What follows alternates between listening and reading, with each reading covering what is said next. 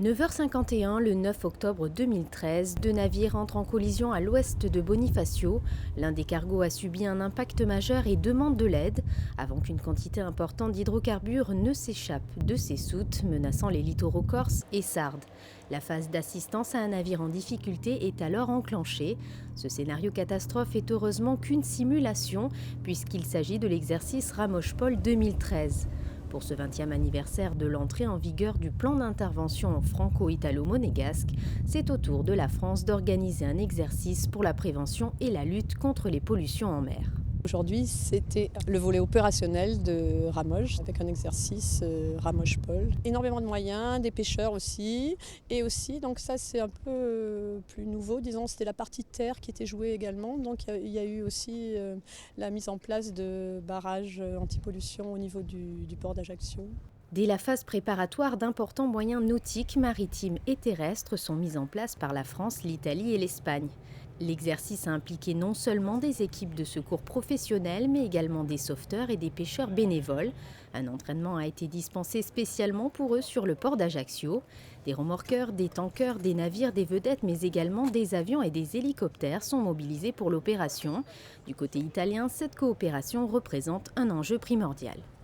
È una cosa importante, un accordo di cooperazione operativa. C'est important, car cet accord de coopération est opérationnel et non pas uniquement oral. Nous travaillons ensemble, comme par exemple sur cet exercice qui se déroule durant ces quelques jours. Trois pays opèrent communément pour la Méditerranée, une Méditerranée que nous considérons très importante. Nous nous exerçons pour qu'en cas d'incident, cela nous paraisse plus gérable.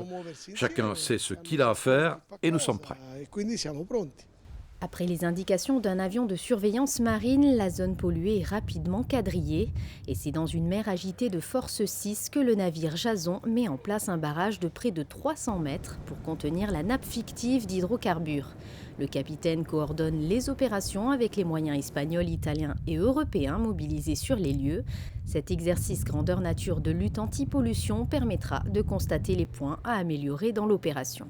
Forcément, après, là, ce qui est intéressant, c'est de débriefer sur cette opération, voir ce qui n'allait pas, parce que forcément, si on s'entraîne, c'est justement voir les imperfections, enfin, ce qui manque, ce qui est perfectible encore. Ça fait partie de ne pas attendre un événement particulier, mais au contraire, avoir cette régularité dans l'entraînement, et c'est pour être de plus en plus réactif, enfin, la meilleure manière de répondre à une pollution.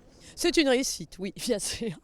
Plus de 2000 navires transportant des matières dangereuses passent par ce détroit international tous les ans, soit près d'une dizaine par jour. Le constat est donc bien réel, la Méditerranée pourrait un jour être confrontée à une pollution dans cette zone de trafic intense.